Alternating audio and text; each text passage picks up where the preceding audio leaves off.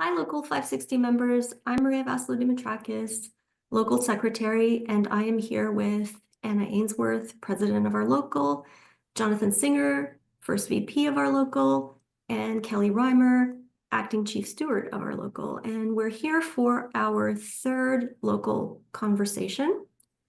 So we have a few news items and topics to discuss today.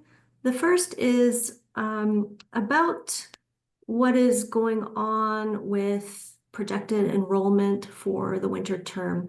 Colleges have been announcing that they expect lower student enrollment this winter. Seneca, in particular, is expecting 5,000 fewer students. Can you maybe talk a little bit about what that might mean for faculty and what that might mean for partial load faculty? Absolutely. So first I want to start with that number 5,000. So this last year, 2024, has seen a number of federal government policy changes, in particular, a significant reduction to international study permits, which has meant that overall, for the post-secondary system in Canada, there are far fewer international students that have been permitted to study here. However, so Ontario colleges were greatly impacted because Ontario colleges relied on international students quite heavily. Seneca College was the least impacted by these reductions of all the 24 colleges. So Seneca College was actually granted by the federal government the most spots among the 24 colleges for international students. So as a college within a broader system, Seneca is doing far better than others. The system has been hit hard. In fall 2024, Seneca was expecting to see fewer students overall. It ended up actually seeing more or less even numbers, but it did see a decrease in international students and a slight increase in domestic. So the semester kind of wobbled a bit in terms of predictions and in actual enrollment numbers, and it evened out. But very shortly thereafter, management at Seneca started predicting that, okay, the real hit's going to come in winter of 2025. That's when we're going to see the decline of international students. So Seneca is now predicting 5,000 fewer international students in winter of 2025. We don't yet know if that's actually going to pan out. It is a pretty high estimate. We definitely hope that there'll be more than that, or rather, fewer reduced, so more students will come back. But working with that assumption is how Seneca is now planning for winter 2025. So here's what we know. We have been assured by Marianne Mirando, VP Academic, that there are not going to be any layoffs for full-time faculty. So I want to repeat that. We have been assured by Marianne Mirando there will be no layoffs for full-time faculty. So if you're full-time and listening to this, take a deep breath. You're going to be fine. But many of us are not full-time. So before we talk more explicitly of potential impacts on partial load faculty, I want to talk a little bit, or open it up to Jonathan to talk a little bit about what does happen if there could be layoffs of full-time faculty. Again, not predicted, but there is a contingency for that eventuality. So Jonathan, do you want to talk about the CESC? Sure, yeah.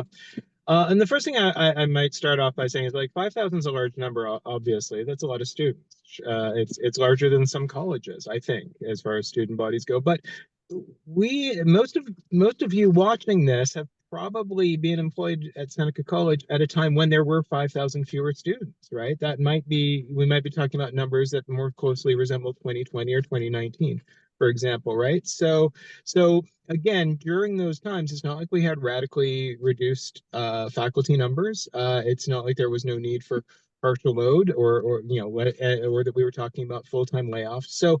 So again, these are significant numbers, but if you're being led to believe that these numbers would somehow make the current staffing at Seneca College unsustainable, well, maybe that's worth questioning or pushing back on a little bit for all of us, because we've seen Seneca College when there were 5,000 fewer students, and it was not a crisis situation, and it did not lead to massive changes. Now, we do have, according to our collective agreement that we negotiate, and sometimes we have to go on strike in order to, keep the rights and the protections that it offers. We've got a college employment stability committee, and that committee exists, for a couple of reasons. One of which is to make recommendations to the college about how to improve employment stability on a short-term and a long-term basis. But it's also there to deal with the situations where there do need to be some layoffs, or if we see program closures, for example, that there's a committee that's joint management and union representatives working together in order to ensure that, in principles of seniority and employment stability are respected, in order to ensure that people in a program that gets closed, are able to find work at other programs, or that there are options for retraining or development, professional development, if that's what's needed in order to ensure their employment stability. So I'm not going to dwell too much on this because, as Anna said, we're not really predicting any full-time faculty reductions as a consequence of this. We don't have any expectation of programs being closed primarily or exclusively because of a reduction of international students. But the fact is that programs do get closed and have gotten closed periodically, just like programs get opened periodically. And the Employment Stability Committee exists in order to make sure that that happens smoothly, and that the staffing is done with respect to the principles of employment stability and the provisions that the parties have negotiated at our bargaining table, and that are in our collective agreement.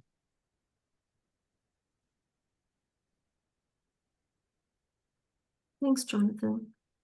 Anna, can you talk a little bit more about what it might mean then for partial load faculty? Yeah, so that's really where we will see an impact. But again, those who have been at Seneca and have higher seniority will not be impacted. They will continue to be employed in a partial load capacity, and the impact will be felt most, and is currently now being felt, by faculty who are fairly new to Seneca, who have been teaching for maybe a year, 2, maybe 3, and have far less seniority than other partial load faculty. So I'm going to actually pass it over to Kelly to talk a little about the partial load registry, which is the mechanism by which seniority is enforced among partial load faculty. Kelly? Thank you, Anna. Yeah, so as Anna was mentioning, partial load faculty do experience a high degree of precarity. And so understandably, a lot of people are nervous about what is coming up in the winter. And actually, a decent number of people have actually reached out to me already with these concerns, wondering why they may not have gotten a course offered, or wondering what part of the collective agreement they could point to ensure that they are getting the courses offered that are their rights. And so in 2017, we were marching out in the cold for a very long period of time. And one of the things that came out of that strike was this partial load registry, the mechanism for which partial load faculty actually can assert their seniority. And if you're I'm going to jump in and just say that was a major, major win for us. And I really, I feel like that always needs reiterating, because it feels like we forget sometimes how much we did win when we got the partial load registry.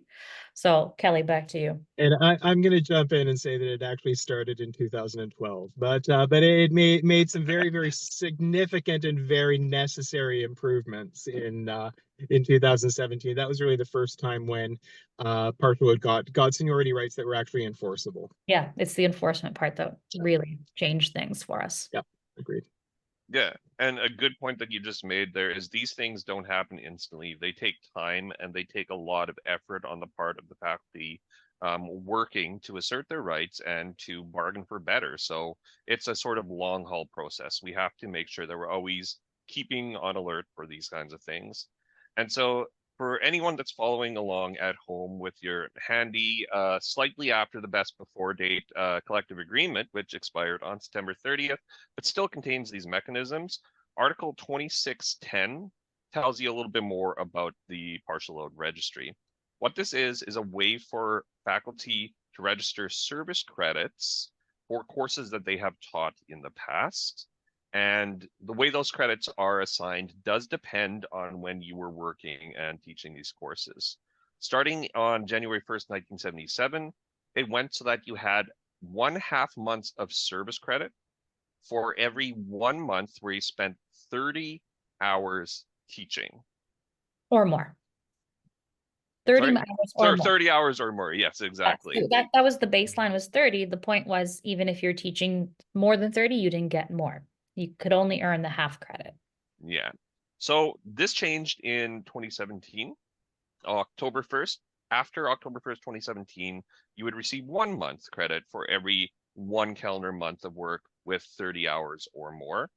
And more recently, September 23rd, 2022, with the Kaplan Award that we got, it was 1 month's credit for 1 month's doing 28 hours or more. So we got that limit reduced a little bit, which is very important for months where there's a lot of holidays, such as the winter holidays, because it meant that a lot of faculty might not have received that full month's credit because they didn't quite teach 28 hours or more due to the holidays and everything.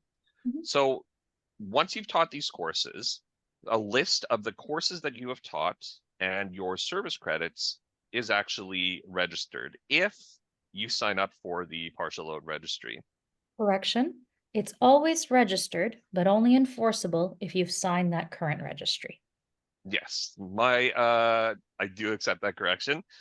So you do want to make sure that you sign the registry because you want it to be enforceable. And the deadline is April 30th, I believe, of every year for the upcoming calendar year. This is often a misconception.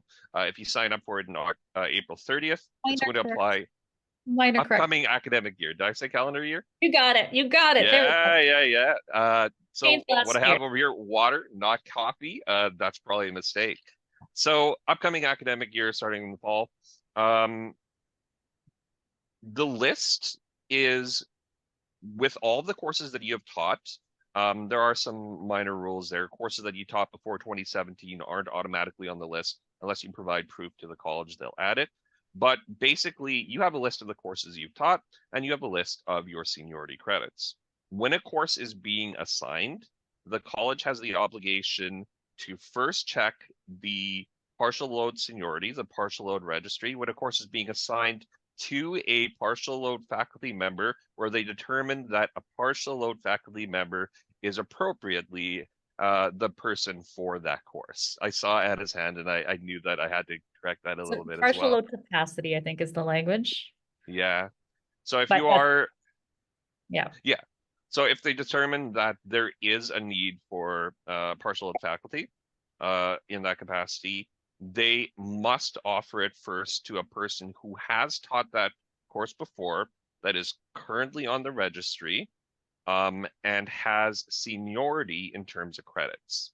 So that means if 2 people have taught a course, one person has taught this course, let's say 5 times, another person has taught the course only 1 time, but that second person actually has more seniority credits, they would need to be offered that course first. And this is kind of the tricky thing, because it's not based on a per course basis that the credits are accrued.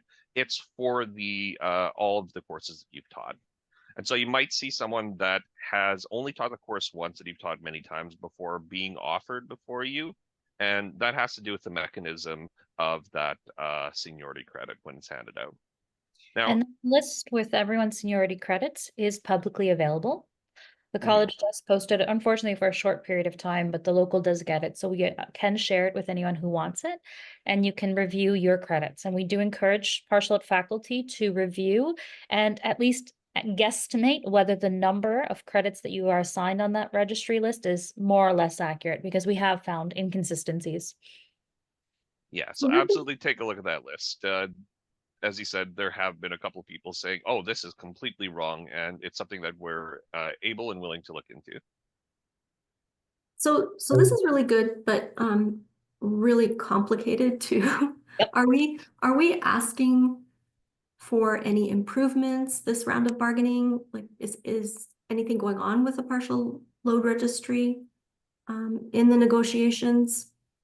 So the complicated part isn't likely to change anytime soon.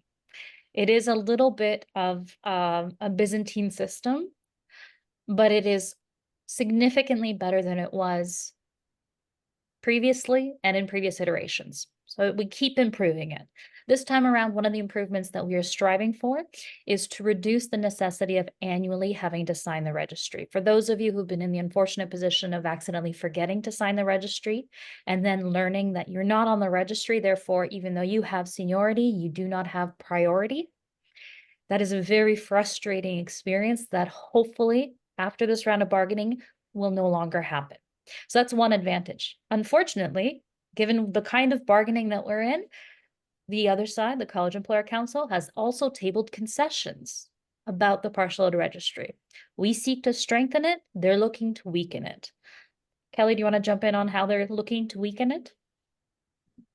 Absolutely. So right now, when you are looking to teach a course and you are hoping that that course is getting offered to you, if you have taught the course at all before, let me just actually read this. I have my notes here in front of me. Last 6 months, the last 7 years. We weren't intentionally giving Kelly a hard time, but it really is a little bit of a complicated. This is what I found out system. as I've been helping people. A lot of the nuances are a little bit more complicated here.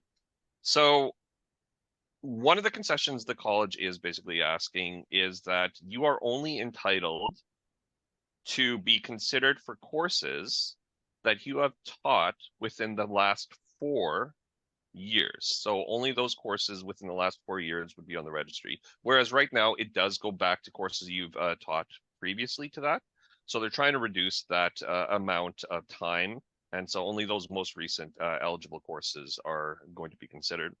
The other big thing is if you've turned down all course offers for 1 year, which can happen for various reasons, either you're taking a leave for personal reasons, or you have a research opportunity, you're working at another place, you're out of the country for a while, they will no longer have to consider you. You're effectively no longer considered on the registry. You're still on the registry, but they don't have to. Expire. Yeah, so essentially it expires. And so you'd have to re-get a partial load contract without having that seniority. Yeah, essentially. So those are two of the major concessions that they're trying to bring to the table. So let's just jump in for a second and say if there's a forced offer, if management brings their current offer directly to members, as they did in the last round, that's one reason why it's important to vote against a forced offer, because we might end up, partial load might end up accepting an offer that really weakened their own seniority rights, right? So it's worth keeping in mind. So far, there's been no talk of a forced offer vote, but it's entirely possible. Yeah, and the partial load registry is an imperfect mechanism. It is frustrating in many ways, but it is so much better than versions we've had in the past. And it has made a substantial difference to faculty who do have some more seniority, because they now finally are starting to experience a measure of security. And again, I am cognizant of the fact that if you are a more recent partial load faculty member, you haven't yet had that experience, and that's a frustrating element of seniority mechanisms. But for those who have been partial load for a bit longer and have been relying on and have been consistently getting secure work through the partial load registry, we do expect the majority of faculty who are partial load in the fall semester will likely be partial load in the winter semester, but there will be a reduction. That doesn't mean that if you are not offered partial load work in the winter semester, winter 2025, that you are removed from the registry.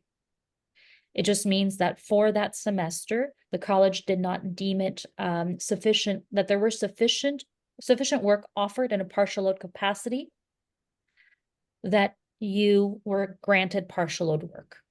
When another semester comes around and there is sufficient work granted in partial load capacity, you again will be offered that based on your seniority. One quick second, I'm sorry.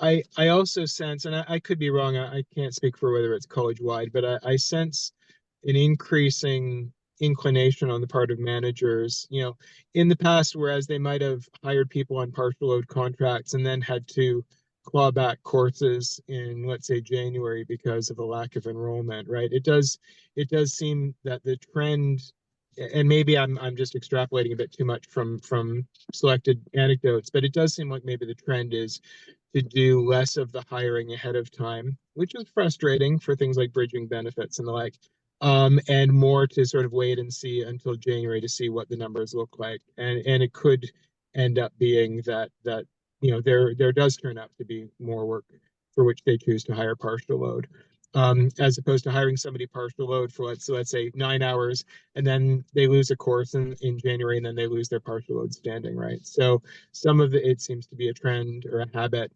and maybe I'm wrong about that, but I see a bit of a habit where that gives me some hope that we might see more partial load hiring in January once we know what the student numbers look like. We're certainly always hoping for that. But I'm sure people have lots more questions. We have an event coming up that hopefully can address more questions. When is that Absolutely. happening? We have two events actually. So the first one is this coming Wednesday, November 27th at 7 p.m. There's going to be a town hall hosted by the bargaining team targeting students. It's intended for students, so it will address the issues we're facing, but fundamentally framing it for students' perception of how things are and kind of information that they need to know. So we do encourage you also to register and attend. It'll give you a sense of how you can talk to your students about the issues that we're all facing. The registration to the link, it will be a Zoom call at 7 p.m.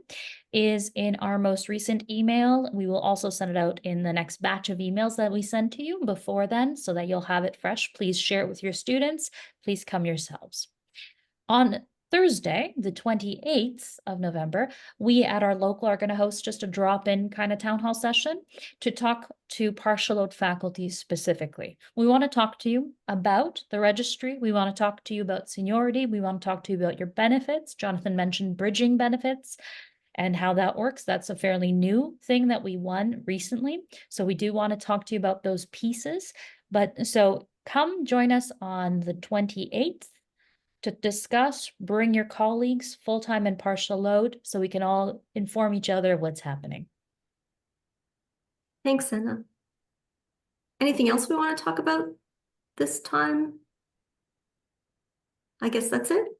That's it for episode 3. Thanks, everybody. Thanks, everyone. Nice seeing you. Bye. Talk to you soon. Take care, everyone. Thank you. Thank you for watching. Don't forget to like, share, and subscribe to support the work we do together. Follow us on social media for updates and to stay connected with OPSEU Local 560.